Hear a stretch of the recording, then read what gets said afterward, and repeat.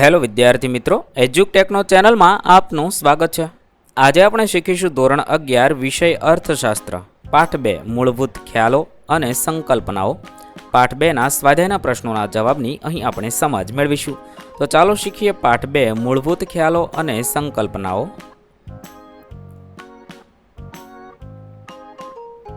પ્રશ્ન નંબર 1, નીચેના પ્રશ્નોના જવાબનો સાચો વિકલ્પ પસંદ કરી જવાબ લખવાનો છે। સવાલ નંબર 1, માનવ જીવન માટે વસ્તુ કેટલી ઉપયોગી છે તે બાબત વસ્તુનું કયું મૂલ્ય દર્શાવે છે? 4 ઓપ્શન આપેલા છે। સાચો જવાબ થશે બી, ઉપયોગિતા મૂલ્ય દર્શાવે છે। 2, વસ્તુ કે સેવાના બદલામાં ચૂકવાતા નાણાકીય એકમનું પ્રમાણ એટલે? સાચો જવાબ થશે સી, કિંમત। 3, નીચેનામાંથી કઈ વસ્તુઓનો સમાવેશ ભૌતિક વસ્તુમાં થાય છે? સંગીત, શિક્ષણ, દફતરી સલાહ કે ફ્રીજ? જવાબ થશે ડી, ફ્રીજ। 4, સંપત્તિ નીચે આપેલા વિકલ્પમાંથી કયું લક્ષણ ધરાવતી નથી? 4 ઓપ્શન આપેલા છે। સાચો જવાબ થશે તેની છત હોવી જોઈએ, તે ભૌતિક લક્ષણ ધરાવતી નથી। 5, તમામ કુદરતી સંપત્તિ એટલે શું? જવાબ થશે જમીન। 6, નીચેનામાંથી કયો વ્યાપાર ચક્રનો પ્રકાર નથી? જવાબ થશે સી, અંશતઃ આર્થિક પરિવર્તનો। પ્રશ્ન નંબર 2, નીચેના પ્રશ્નોના એક વાક્યમાં જવાબ આપો। 1, મૂલ્યનો અર્થ જણાવો। મૂલ્ય એટલે વસ્તુ કે સેવાનું અન્ય વસ્તુના પ્રમાણમાં વિનિમય મૂલ્ય। 2, સર્વસુલભ વસ્તુઓનો અર્થ અને ઉદાહરણ આપો। જે વસ્તુ કે સેવાના પુરવઠા પર કોઈનો અંકુશ ન હોય અને જે વસ્તુ કે સેવા સૌને જ્યારે અને જેટલા પ્રમાણમાં જોઈએ ત્યારે મળતી હોય તે વસ્તુઓ સર્વસુલભ વસ્તુઓ છે, જેમ કે હવા, પાણી, સૂર્યપ્રકાશ વગેરે સર્વસુલભ વસ્તુઓ છે। 3, અર્થશાસ્ત્રમાં નાશવંત વસ્તુઓ કોને ગણવામાં આવે છે? જે વસ્તુઓનો વપરાશકર્તાની સાથે અંત આવે છે અને જે લાંબા ગાળા સુધી ઉપયોગી રહેતી નથી તે અર્થશાસ્ત્રમાં નાશવંત વસ્તુઓ ગણવામાં આવે છે। 4, વપરાશી વસ્તુઓનો અર્થ અને ઉદાહરણ। જે વસ્તુઓ સીધી જ પ્રત્યક્ષ વપરાશ દ્વારા જરૂરિયાત સંતોષે છે તે વપરાશી વસ્તુઓ છે, જેમ કે ખોરાક, કપડાં વગેરે વપરાશી વસ્તુઓ છે। 5, કઈ સંપત્તિ વ્યક્તિગત સંપત્તિ ગણાય છે? જે સંપત્તિની માલિકી અને વપરાશ ખાનગી અને વ્યક્તિગત હોય તે વ્યક્તિગત સંપત્તિ ગણાય છે। 6, ઉત્પાદનના સાધનોનો અર્થ જણાવો। વસ્તુ તુષ્ટિગુણના સર્જનની પ્રક્રિયામાં મદદરૂપ થતી બાબતોને ઉત્પાદનના સાધનો કહે છે। 7, મૂડીનો અર્થ જણાવો। મૂડી એટલે એવી ભૌતિક અને નાણાકીય વસ્તુઓ જે ઉત્પાદનમાં મદદરૂપ થાય છે। 8, હેબરલરના મતે વ્યાપાર ચક્રની વ્યાખ્યા। હેબરલરના મતે અર્થતંત્રમાં વારાફરતી આવતા સારા અને ખરાબ આર્થિક પરિવર્તનો એટલે વ્યાપાર ચક્ર। 9, વ્યાપાર ચક્રના કેટલા તબક્કા છે? કયા કયા? વ્યાપાર ચક્રના 4 તબક્કા છે। પહેલું તેજી, બીજું ઓટ, ત્રીજું મંદો અને ચોથું સુધારણા। ત્યારબાદ પ્રશ્ન નંબર 3, નીચેના પ્રશ્નોના ટૂંકમાં જવાબ આપો। 1, ખાનગી વસ્તુ અને જાહેર વસ્તુના તફાવત મુદ્દા જણાવો। જે વસ્તુ ખાનગી માલિકીની છે, જેનો વપરાશ વ્યક્તિગત ધોરણે છે અને જેના વપરાશનું ક્ષેત્ર મર્યાદિત છે તે ખાનગી વસ્તુ છે, જ્યારે જે વસ્તુની માલિકી સામૂહિક સરકારની છે અને જેના વપરાશનું ક્ષેત્ર વિશાળ છે તે જાહેર વસ્તુ છે। ખાનગી વસ્તુમાં સ્પર્ધાત્મકતા અને વંચિતતાનો ગુણ છે, જ્યારે જાહેર વસ્તુમાં આ બંને ગુણનો અભાવ છે। 2, વસ્તુઓ અને સેવાઓનો અર્થ ઉદાહરણ સાથે સમજાવો। વસ્તુઓ જે ભૌતિક બાબતો દ્વારા માનવીની જરૂરિયાત સંતોષાય છે તે વસ્તુઓ છે, જેમ કે ખોરાક દ્વારા માનવીની ભૂખ સંતોષાય છે, તેથી ખોરાક એ વસ્તુ છે। સેવાઓ જે અભૌતિક બાબતો દ્વારા માનવીની માનસિક જરૂરિયાત સંતોષાય છે તે સેવાઓ, જેમ કે શિક્ષણ દ્વારા જિજ્ઞાસા સંતોષાય છે, સંગીત દ્વારા મનને શાંતિ મળે છે, તેથી શિક્ષણ અને સંગીત સેવાઓ છે। 3, ટકાઉ વસ્તુઓનો અર્થ ઉદાહરણ આપી સમજાવો। જે વસ્તુઓનો લાંબા ગાળા સુધી વપરાશ કરી શકાય છે તેને ટકાઉ વસ્તુ કહે છે, જેમ કે ફ્રીજ, ટીવી વગેરે લાંબા ગાળા સુધી વપરાશમાં રહી શકે છે, તે ટકાઉ વસ્તુ છે। 4, અર્થશાસ્ત્રમાં કઈ વસ્તુઓને વપરાશી વસ્તુઓ તરીકે ઓળખવામાં આવે છે? જે વસ્તુઓ સીધી જ પ્રત્યક્ષ વપરાશ દ્વારા માનવીની જરૂરિયાતો સંતોષે છે તે વસ્તુઓને અર્થશાસ્ત્રમાં વપરાશી વસ્તુઓ તરીકે ઓળખવામાં આવે છે। ઉદાહરણ તરીકે કપડાં સીધા જ પ્રત્યક્ષ વપરાશ દ્વારા માનવીના પહેરવેશની જરૂરિયાત સંતોષે છે. ખોરાક સીધી જ પ્રત્યક્ષ વપરાશ દ્વારા માનવીની ભૂખની જરૂરિયાતને સંતોષે છે. તેથી કપડાં અને ખોરાક વપરાશી વસ્તુઓ છે. 5. વ્યક્તિગત સંપત્તિ અને સામાજિક સંપત્તિનો અર્થ આપો. જે સંપત્તિની માલિકી અને વપરાશ ખાનગી અને વ્યક્તિગત હોય છે તે વ્યક્તિગત સંપત્તિ ગણાય છે. ઉદાહરણ તરીકે મકાનની માલિકી અને વપરાશ ખાનગી અને વ્યક્તિગત છે, તેથી તે વ્યક્તિગત સંપત્તિ છે. જે સંપત્તિની માલિકી અને વપરાશ સમાજ સમૂહ દ્વારા થતો હોય તે સામાજિક સંપત્તિ ગણાય છે. ઉદાહરણ તરીકે રેલવે, પોસ્ટ વગેરે સામાજિક સંપત્તિ છે. 6. પ્રોફેસર માર્શલના મતે સંપત્તિનો અર્થ જણાવો. માર્શલના મતે જે વસ્તુ ઉપયોગી હોય, અછતવાળી હોય, વિનિમય પાત્ર હોય અને જેના પર વ્યક્તિગત માલિકી થઈ શકતી હોય તે સંપત્તિ છે. મકાન, જમીન, સોના, ઝવેરાત ઉપયોગી છે, ભવિષ્યમાં ઊભી થનારી જરૂરિયાતો માટે વિનિમયક્ષમ છે, માલિકીપણાનો ગુણ ધરાવે છે, તેથી આ બધી વસ્તુઓ સંપત્તિ છે. 7. ઉત્પાદનનો અર્થ સમજાવો. જે પ્રક્રિયા દરમિયાન સ્થળ, સ્વરૂપ અને સમય બદલવામાં વસ્તુના તુષ્ટિગુણ ઉપયોગિતામાં વધારો થાય છે તે પ્રક્રિયા ઉત્પાદન કહેવાય છે. ઉત્પાદનમાં જમીન, મૂડી, શ્રમ, નિયોજક અને જ્યારે સાધનો સરખા મહત્વના છે. 8. ઉત્પાદનના સાધન સંદર્ભમાં શ્રમનો અર્થ જણાવો. શ્રમ એટલે કોઈ વ્યક્તિની દેખરેખ અને માર્ગદર્શન હેઠળ વળતરની અપેક્ષા સાથે કરવામાં આવતું માનસિક કે શારીરિક કાર્ય. શ્રમ કરનાર શ્રમિક કહેવાય છે. શ્રમ અને શ્રમિક અવિભાજ્ય છે. શ્રમનો સંગ્રહ થઈ શકતો નથી. તે સામાજિક માનસિક કારણોસર ઉત્પાદનનું સૌથી ઓછું ગતિશીલ સાધન છે. શ્રમનો પુરવઠો વસ્તી પર આધારિત છે. શ્રમ માટે ચૂકવાતું વળતર એને વેતન કહેવાય છે. પ્રશ્ન નંબર 4. નીચેના પ્રશ્નોના મુદ્દાસર જવાબ લખવાના છે. 1. કિંમત અને મૂલ્યનો અર્થ. કિંમત એટલે વસ્તુ કે સેવાના બદલામાં ચૂકવાતા નાણાકીય એકમનું પ્રમાણ. જેમ કે 1 ગ્રામ સોના માટે ચૂકવવામાં આવતા નાણાં 1 ગ્રામ સોનાની કિંમત છે. મૂલ્ય એટલે કોઈ વસ્તુ કે સેવાના બદલામાં મળતી અન્ય વસ્તુના પ્રમાણમાં વિનિમય મૂલ્ય. જેમ કે 1 ગ્રામ સોનાના બદલામાં 10 ગ્રામ ચાંદી મળતી હોય તો તે 1 ગ્રામ સોનાનું મૂલ્ય 10 ગ્રામ ચાંદી છે. વ્યવહારમાં મૂલ્યને 1. ઉપયોગિતા મૂલ્ય અને 2. વિનિમય મૂલ્ય તરીકે જોવામાં આવે છે. ઉપયોગિતા મૂલ્ય કોઈ વસ્તુ માનવીને કેટલી ઉપયોગી છે તેનું ઉપયોગિતા મૂલ્ય દર્શાવે છે. જેમ કે હવા, પાણી, ખોરાક વગેરે માનવ જીવન માટે અત્યંત જરૂરી છે, તેથી તેનું ઉપયોગિતા મૂલ્ય ઊંચું હોય છે. વિનિમય મૂલ્ય કોઈ વસ્તુના બદલામાં અન્ય વસ્તુના કેટલા એકમો મળે છે તે તેનું વિનિમય મૂલ્ય દર્શાવે છે. જેમ કે 1 કિલોગ્રામ જુવારના બદલામાં 700 ગ્રામ મકાઈ મળતી હોય તો 1 કિલોગ્રામ જુવારનું વિનિમય મૂલ્ય 700 ગ્રામ મકાઈ ગણાય છે. વસ્તુનું ઉપયોગિતા મૂલ્ય હોય તો તેનું વિનિમય મૂલ્ય હશે તેમ કહી શકાય નહીં, પરંતુ જેનું વિનિમય મૂલ્ય હોય તેનું ઉપયોગિતા મૂલ્ય તો હોય જ છે. જે વસ્તુનું ઉપયોગિતા મૂલ્ય ખૂબ ઊંચું હોય તે વસ્તુનું વિનિમય મૂલ્ય ખૂબ નીચું રહે છે, જ્યારે જે વસ્તુનું ઉપયોગિતા મૂલ્ય નીચું હોય તે વસ્તુનું વિનિમય મૂલ્ય ઊંચું હોય છે. પ્રશ્ન નંબર 2. વસ્તુઓના પ્રકાર જણાવી વપરાશી વસ્તુઓ અને ઉત્પાદક વસ્તુઓનો ખ્યાલ ઉદાહરણ આપી સમજાવો. માનવીની જરૂરિયાત સંતોષતી ભૌતિક બાબતોને વસ્તુઓ કહે છે, જેમાં વસ્તુઓના 4 પ્રકાર છે: ભૌતિક વસ્તુઓ અને અભૌતિક વસ્તુઓ, સર્વસુલભ વસ્તુઓ અને આર્થિક અછતવાળી વસ્તુઓ, ટકાઉ વસ્તુઓ અને નાશવંત વસ્તુઓ, ખાનગી વસ્તુઓ અને જાહેર વસ્તુઓ. આવી રીતે 4 પ્રકાર પડે છે.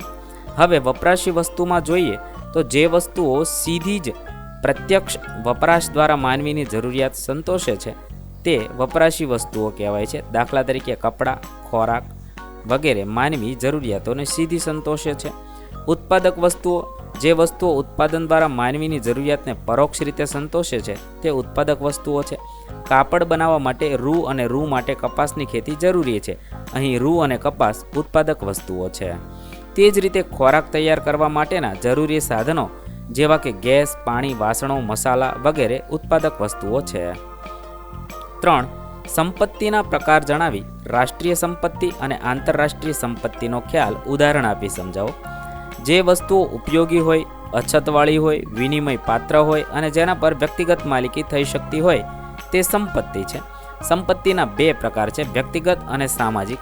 રાષ્ટ્રીય સંપત્તિ અને આંતરરાષ્ટ્રીય સંપત્તિ. રાષ્ટ્રીય સંપત્તિ જે સંપત્તિ દેશની માલિકીની હોય છે તે રાષ્ટ્રીય સંપત્તિ કહેવાય છે. દેશની ઐતિહાસિક ઇમારતો, દેશના નદી, પર્વત, ખનિજો, જાહેર રસ્તાઓ વગેરે રાષ્ટ્રીય સંપત્તિ છે. આંતરરાષ્ટ્રીય સંપત્તિમાં જે સંપત્તિની માલિકી આંતરરાષ્ટ્રીય હોય તે આંતરરાષ્ટ્રીય સંપત્તિ કહેવાય છે. જુદા જુદા દેશો સાથે સંકળાયેલી સંસ્થાઓ જેવી કે ITO international trade organization, ICC international chamber of commerce, WMF world monetary fund વગેરે આંતરરાષ્ટ્રીય સંપત્તિ ગણી શકાય છે. 4. ઉત્પાદન સાધનનો અર્થ ઉદાહરણ આપી સમજાવો. ઉત્પાદન પ્રક્રિયામાં મદદ કરનારી બાબતો ઉત્પાદનના સાધનો છે. જમીન, મૂડી, શ્રમ, નિયોજક ઉત્પાદનના 4 સાધન છે. આ બધા સાધનો ઉત્પાદનમાં સરખા મહત્વના છે. જમીન કુદરતી બક્ષિસ છે. હવા, પાણી, સૂર્યપ્રકાશ, આબોહવા, ખાણ, પર્વત, નદી તમામ કુદરતી પરિબળો જમીન છે. જમીન અગતિશીલ છે અને તેમાંથી મળતું વળતર ભાડું છે. વળતરની અપેક્ષા કરવામાં આવતું શારીરિક કે માનસિક કાર્ય તે શ્રમ છે.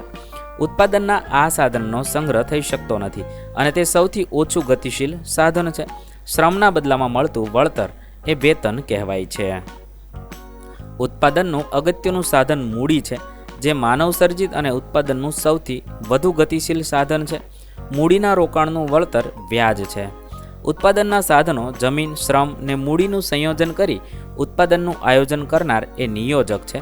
તે જોખમ ઉઠાવી ઉત્પાદનના સાધનોની વ્યવસ્થા કરે છે અને આવક મેળવવાનો પ્રયત્ન કરે છે, પરંતુ તેને મળતું વળતર અનિશ્ચિત છે. નિયોજકનું વળતર નફો છે.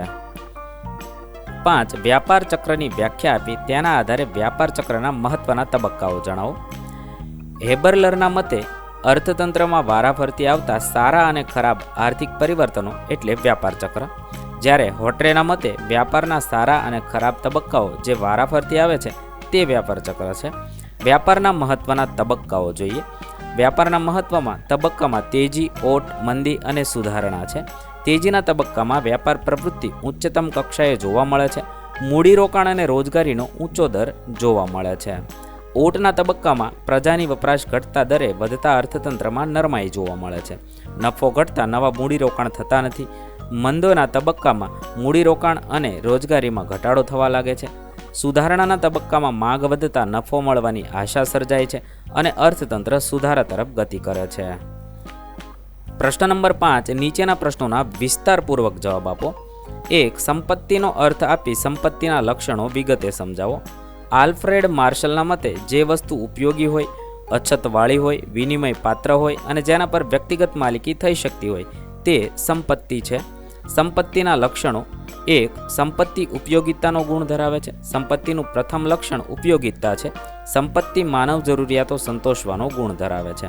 મકાન, વાહન, સોના, ચાંદી, હીરાના ઘરેણાં વગેરે માનવીની ઉપયોગી વસ્તુઓ છે, તેથી તે સંપત્તિ છે. 2. સંપત્તિ અછતનો ગુણ ધરાવે છે. સર્વસુલભ વસ્તુઓ ઉપયોગી હોવા છતાં સંપત્તિ નથી, કારણ કે તે વિનિમય પાત્ર નથી. અછત હોય તેવી વસ્તુઓ ઉપયોગી અને વિનિમય મૂલ્ય ધરાવે છે. આમ અછતવાળી વસ્તુ સંપત્તિ ગણાય. ઘરેણાં ઉપયોગિતાનો ગુણ ધરાવે છે અને તે સર્વસુલભ નથી, તેથી તે સંપત્તિ છે. 3. સંપત્તિ ભૌતિક કે બાહ્ય રૂપ ધરાવે છે. વ્યક્તિની વિચારશક્તિ એ તેનો આંતરિક ગુણ છે, જેનો વિનિમય થઈ શકતો નથી, તેથી તે સંપત્તિ નથી. સંપત્તિ ભૌતિક બાહ્ય રૂપ ધરાવતી હોવી જોઈએ. વૈજ્ઞાનિક શોધ બાહ્ય રૂપ ધરાવે છે અને તે વૈજ્ઞાનિકની માલિકીની થઈ શકે, તેથી તે વૈજ્ઞાનિકની સંપત્તિ ગણાય છે. 4. સંપત્તિ વિનિમયનો ગુણ ધરાવે છે. જો વસ્તુ ઉપયોગી હોય, ભૌતિક સ્વરૂપ ધરાવતી હોય, પરંતુ વિનિમય પાત્ર ન હોય તો તે સંપત્તિ નથી. સંપત્તિનું અગત્યનું લક્ષણ વિનિમય પાત્ર છે.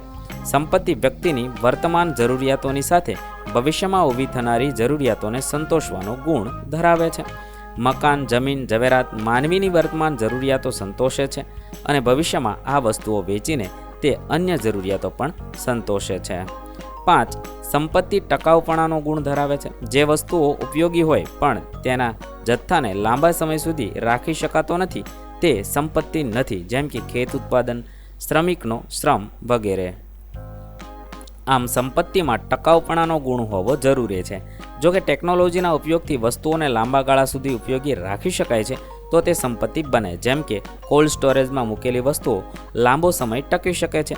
જમીન, મકાન, ઝવેરાત વગેરે સંપત્તિ છે, કારણ કે તે વર્ષો સુધી ટકી રહે છે. 2. અર્થતંત્રમાં આવતા ચક્રાકાર આર્થિક પરિવર્તનોના પ્રકારોની વિસ્તૃત માહિતી આપો. અર્થતંત્રમાં ઉથલપાથલ તથા અસમતુલાઓ વગેરે ચક્રાકાર પરિવર્તનો આવ્યા કરતા હોય છે.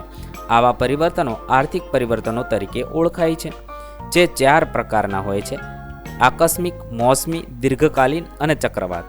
આકસ્મિક આર્થિક પરિવર્તનમાં અર્થતંત્રમાં આકસ્મિક કારણે આવતા અણધાર્યા પરિવર્તનો આકસ્મિક પરિવર્તન કહે છે, જેમ કે અતિવૃષ્ટિ, વાવાઝોડું, દુષ્કાળ વગેરેને કારણે અર્થતંત્રમાં આવતા પરિવર્તનો. બીજું છે, આવા આકસ્મિક પરિવર્તનો અર્થતંત્રમાં લાંબા ગાળાની અસર સર્જે છે. આકસ્મિક પરિવર્તનો કેટલીકવાર અર્થતંત્રના કોઈ એક ભાગ છે, પ્રદેશ પૂરતા સીમિત હોય છે. 2. મોસમી આર્થિક પરિવર્તનો. અર્થતંત્રમાં ઋતુ આધારિત આવતા પરિવર્તનો મોસમી આર્થિક પરિવર્તનો છે. શિયાળો, ઉનાળો અને ચોમાસાની ઋતુ મુજબ બજારમાં વસ્તુઓની માંગ જુદી જુદી હોય છે અને તે મુજબ ઉત્પાદન, રોજગારીમાં પણ પરિવર્તન આવે છે. આવા પરિવર્તનોનું ચક્ર દર વર્ષે ચાલ્યા કરે છે અને તેમાં સમયાંતરે પરિવર્તન આવ્યા કરે છે. 3. દીર્ઘકાલીન આર્થિક પરિવર્તન. કોઈ ચોક્કસ દિશામાં લાંબા સમય સુધી અર્થતંત્રમાં પરિવર્તન થતું રહે છે, જેને દીર્ઘકાલીન આર્થિક પરિવર્તન કહે છે. આવા પરિવર્તનો અર્થતંત્રનું વલણ દર્શાવે છે, જેમ કે લાંબા ગાળા સુધી દેશની વસ્તીનું વધવાનું વલણ છે. ગતિશીલ અર્થતંત્રમાં આવા પરિવર્તનો એક જ દિશામાં હોય છે, ચક્રાકાર હોતા નથી. 4. ચક્રાકાર આર્થિક પરિવર્તનો. કોઈ સમયગાળા દરમિયાન સર્જાતા ઉર્ધ્વગામી અને અધોગામી આર્થિક પરિવર્તનો ચક્રવાત આર્થિક પરિવર્તનો છે. આવા પરિવર્તનો અનિશ્ચિત હોવા છતાં ઓળખી શકાય તેવા હોય છે. તેજી મંદી જેવા વ્યાપારી ચક્રો ચક્રવાત આર્થિક પરિવર્તનો છે. ઉત્પાદનનો અર્થ આપી ઉત્પાદનના સાધનો વિશે ચર્ચા. ઉત્પાદનનો અર્થ માનવીની જરૂરિયાત સંતોષી શકે તે મુજબ વસ્તુ કે સેવાને ઉપયોગી સ્વરૂપ બનાવવું તે ઉત્પાદન છે. બીજી રીતે ઉપયોગિતા ગુણ, તુષ્ટિગુણનું સર્જન કરવાની પ્રક્રિયા એટલે ઉત્પાદન. દાખલા તરીકે રૂમાંથી કાપડ બનાવવાની પ્રક્રિયા ઉત્પાદન છે.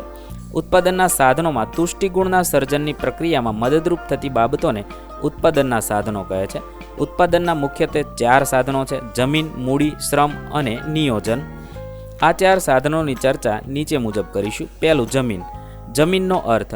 અર્થશાસ્ત્રની પરિભાષામાં જમીન એટલે દરેક પ્રકારની કુદરતી સંપત્તિ. પૃથ્વીની સપાટી પર આવેલા જંગલો, નદીઓ, પર્વતો વગેરે. પૃથ્વીના પેટાળમાંની ખનિજ સંપત્તિ તેમજ વાતાવરણમાંના પ્રાકૃતિક ઘટકો, હવા, પ્રકાશ વગેરે દરેક પ્રકારની પ્રતિનિધિમન સંપત્તિનો જમીનમાં સમાવેશ થાય છે. જમીન એક કુદરતી બક્ષિસ છે, માનવ સર્જિત સાધન નથી. મોટા ઉદ્યોગો માટેનો કાચો માલ જમીન પૂરો પાડે છે. જમીનના લક્ષણો. 1. કુદરતી ભેટ. જમીન એક કુદરતી બક્ષિસ છે, તેથી તેનો ઉત્પાદન ખર્ચ શૂન્ય છે. જમીનના પુરવઠા ઉપર સંપૂર્ણ અંકુશ મેળવી શકાતો નથી, તેમજ તેનું નિર્માણ પણ કરી શકાતું નથી. બીજું છે સ્થિર પ્રમાણ. જમીનનો પુરવઠો કાયમી ધોરણે સ્થિર છે, તેમાં વધારો કે ઘટાડો કરવાનું મનુષ્ય માટે શક્ય નથી. તેથી માનવીએ બુદ્ધિપૂર્વકના આયોજન અને ટેકનોલોજી દ્વારા જમીનનો કાર્યક્ષમ ઉપયોગ કરવો જરૂરી છે કે મનુષ્ય જંગલો, ખનિજો વગેરેનો ઉપયોગ કરી કુદરતી સંપત્તિમાં ઘટાડો કરી શકે છે, તો દરિયો પૂરીને અલ્પ પ્રમાણમાં જમીનનો પુરવઠો વધારી પણ શકે છે. લાંબા સમયગાળામાં કુદરતી સંપત્તિમાં આકસ્મિક ફેરફારો થઈ શકે છે. ત્રીજું છે ગતિશીલતા. જમીનની ગતિશીલતા મર્યાદિત છે. જમીન ભૌતિક ગતિશીલતા ધરાવતી નથી, જેમ કે કોલસાની ખાણ કે કોઈ ખેતરને એક સ્થળેથી બીજે સ્થળ લઈ શકાતા નથી. જમીન વ્યવસાયિક ગતિશીલતા ધરાવે છે, જેમ કે ખેતરની જમીન કારખાના માટે ઉપયોગમાં લઈ શકાય છે. અપાર વૈવિધ્ય. અપાર વૈવિધ્ય અને ઉપયોગિતાની દ્રષ્ટિએ જમીનમાં વિવિધતા જોવા મળે છે. જેમ કે કચ્છના રણની જમીન અને પંજાબના મેદાનોની જમીનમાં ઘણી વિવિધતા છે. જમીનની ગુણવત્તા એક સરખી હોતી નથી, જેમ કે નાઇલ નદીની જમીન અને સહારાના રણની જમીનની ગુણવત્તાની દ્રષ્ટિએ એક સરખી નથી. 5. વળતર. જમીનની ઉપયોગિતાથી મળતા વળતરને ભાડું કહેવામાં આવે છે. બીજું છે મૂડી. મૂડીનો અર્થ. અર્થશાસ્ત્રની પરિભાષામાં મૂડી એટલે ઉત્પાદન કાર્યમાં ઉપયોગી થતા માનવ સર્જિત ભૌતિક સાધનો. મૂડી નાણાકીય સ્વરૂપની પણ હોય છે. ઉત્પાદન કાર્ય માટે રોકવામાં આવેલા કે ફાળવવામાં આવેલા નાણાં મૂડી ગણાય છે. મૂડીના લક્ષણો. 1. માનવ સર્જિત સાધન. માનવ શ્રમ અને કુદરતી સાધનોના સંયોજન દ્વારા માનવ મૂડીનું સર્જન કરે છે. લોકો પોતાની બચત ઉત્પાદકીય પ્રવૃત્તિઓમાં રોકી નાણાકીય મૂડીનું સર્જન કરે છે. બીજું છે ગતિશીલતા. મૂડી ઉત્પાદનનું સૌથી વધુ ગતિશીલ સાધન છે. તે ભૌગોલિક ગતિશીલતા ધરાવે છે, જેમ કે ઉત્પાદન માટેના જરૂરી યંત્રો, નાણાં વગેરેની દૂર દૂરના સ્થળ સુધી હેરફેર થાય છે કે તે વ્યવસાયિક ગતિશીલતા ધરાવે છે, જેમ કે એક કંપનીના શેરોમાં રોકેલા નાણાં પાછા લઈ અન્ય કોઈ કંપનીના શેરોમાં રોકી શકાય છે. ત્રીજું છે વિનિમય પાત્રતા. મૂડીના ઉપયોગથી શ્રમિકોની કાર્યક્ષમતા વધે છે અને તેથી ઉત્પાદનમાં વધારો થાય છે. યંત્રોનો ઉપયોગ વધારવાથી શ્રમિકોની ઉત્પાદકતામાં વધારો થાય છે, કામ કરવાની ઝડપ વધે છે અને કામનો બોજો હળવો થઈ જાય છે. ચોથું છે વળતર. મૂડીને મળતું વળતર વ્યાજ કહેવાય છે. ત્રીજું શ્રમ. શ્રમનો અર્થ. અર્થશાસ્ત્રની પરિભાષામાં શ્રમ એટલે વળતરની અપેક્ષાએ કરવામાં આવતી કોઈ પણ શારીરિક કે માનસિક કામગીરી. શિક્ષક વર્ગમાં વિદ્યાર્થીઓને ભણાવે તે શ્રમ ગણાય છે, પરંતુ ઘેર પોતાના બાળકને ભણાવે તે શ્રમ નથી. શ્રમના લક્ષણો. એક, શ્રમ નાશવંત છે. શ્રમને ભાવિ વપરાશ માટે સાચવી શકાતો નથી. શ્રમિક એક દિવસ કામ ન કરે તો તેના એક દિવસના શ્રમનો નાશ થઈ જાય છે. શ્રમનો સંગ્રહ શક્ય ન હોવાથી શ્રમની સોદા શક્તિ નીચી રહે છે. બીજું છે શ્રમ અને શ્રમિક અવિભાજ્ય છે. શ્રમને શ્રમિકથી જુદો પાડી શકાતો નથી. શ્રમિક એક જગ્યાએ રહે અને તેનો શ્રમ જ છુપાય એ ઉત્પાદન કાર્ય કરે એમ બની શકતું નથી. આમ શ્રમ અને શ્રમિક અવિભાજ્ય છે. ત્રીજું છે દરેકની કાર્યક્ષમતા જુદી જુદી હોય છે. એક જ પ્રકારનું કામ કરતા જુદા જુદા શ્રમિકોની કામ કરવાની ઝડપ અને તેના કામમાં તફાવત જોવા મળે છે. શ્રમિકોની કાર્યક્ષમતા જુદી જુદી હોવાને કારણે કેટલીકવાર એક જ પ્રકારના કામમાં તેમના વેતનમાં તફાવત જોવા મળે છે. 4, શ્રમ ગતિશીલ છે. શ્રમ ભૌગોલિક ગતિશીલતા ધરાવે છે, જેમ કે રોજગારી માટે શ્રમિકો જુદા જુદા પ્રદેશોમાં હેરાફેરી કરે છે. વ્યવસાયિક ગતિશીલતા ધરાવે છે, જેમ કે શાળાનો પટ્ટાવાળો ઉચ્ચ અભ્યાસ કરી સમય જતાં શિક્ષક બની જાય. કુટુંબ પ્રત્યેની જવાબદારીઓ, ભાષાના પ્રશ્નો, શૈક્ષણિક લાયકાત, રહેણીકહેણી તફાવતો વગેરે કારણોને લીધે શ્રમની ગતિશીલતા ઘટે છે કે વધે પણ છે. 5, વળતર. અર્થશાસ્ત્રની ભાષામાં મજૂર હોય કે મેનેજર બંને શ્રમિક છે. શ્રમને મળતું વળતર વેતન કહેવાય છે. 4, નિયોજક. નિયોજકનો અર્થ. ઉત્પાદનમાં સાધનોનું સંયોજન કરનારને નિયોજક કહેવાય છે. નિયોજક ઉત્પાદન એકમ શરૂ કરે છે અને તેના સંચાલન અંગેના મહત્વના નિર્ણયો સ્વતંત્ર રીતે લે છે. ઉત્પાદક એકમના નફા નુકસાનની સંપૂર્ણ જવાબદારી નિયોજકને શીરે રહે છે. નિયોજક ઉત્પાદનના સાધનો, જમીન, મૂડી અને શ્રમને નિશ્ચિત વળતર આપે છે, પરંતુ તેનું વળતર નિશ્ચિત નથી. નિયોજકના લક્ષણો જોઈએ તો નિયોજક ઉત્પાદન એકમ અંગે આર્થિક નિર્ણયો કરે છે. તે ઉત્પાદન પ્રવૃત્તિમાં રહેલી અનિશ્ચિતતાઓ અંગે જોખમ ઉઠાવે છે. તે નવી વસ્તુ, નવા ક્ષેત્રો શોધી નવી ઉત્પાદન પદ્ધતિ વિકસાવે છે. તે વસ્તુમાં વૈવિધ્ય અને ગુણવત્તાનો લાભ ગ્રાહકોને આપે છે. નિયોજકના વળતરને નફો કહે છે. અહીં આપણા ધોરણ 11 પાઠ 2 અર્થશાસ્ત્રના પ્રશ્નોના જવાબ પૂર્ણ થશે. વિદ્યાર્થી મિત્રો, ધોરણ 11ના અર્થશાસ્ત્ર વિષયના તમામ પાઠના પ્રશ્નોના જવાબના વિડીયો આપણી ચેનલ પર ઉપલબ્ધ છે, જે તમે ધોરણ 11 અર્થશાસ્ત્ર સ્વાધ્યાય નામના પ્લેલિસ્ટમાંથી મેળવી શકો છો. પ્લેલિસ્ટની લિંક વિડીયોના ડિસ્ક્રિપ્શનમાં આપેલી છે. વિદ્યાર્થી મિત્રો, આપેલા વિડીયોની જો તમારે પીડીએફની જરૂર હોય તો તમે આપણી એપ્લિકેશન સ્માર્ટ સાથી પરથી મેળવી શકશો. વિદ્યાર્થી મિત્રો, આપણી એપ્લિકેશન સ્માર્ટ સાથી પ્લે સ્ટોરમાં આવી ગઈ છે, જેની અંદર તમે બધા વિભાગ જોઈ શકો છો. તેની અંદર વિવિધ ધોરણ છે. ધોરણ ઉપર ક્લિક કરતાં વિવિધ વિષય ખુલશે. વિષય ઉપર ક્લિક કરતાં તેની અંદર આવતા પાઠ ખુલશે. તેની અંદરથી તમે પાઠ્યપુસ્તક પણ ડાઉનલોડ કરી શકો છો. તેની અંદર આપેલા પાઠમાં ક્લિક કરતાં તમે પાઠની પીડીએફ, સ્વાધ્યાયની પીડીએફ, સ્વાધ્યાયન પોથીની પીડીએફ, પાઠના વિવિધ વિડીયોઝ, સ્વાધ્યાયના વિડીયોઝ, સ્વાધ્યાયન પોથીના વિડીયોઝ બધું જોઈ શકો છો અને ડાઉનલોડ પણ માત્ર એક ક્લિકમાં કરી શકો છો. વિદ્યાર્થી મિત્રો, આપણી એપને સપોર્ટ કરજો, ડાઉનલોડ કરજો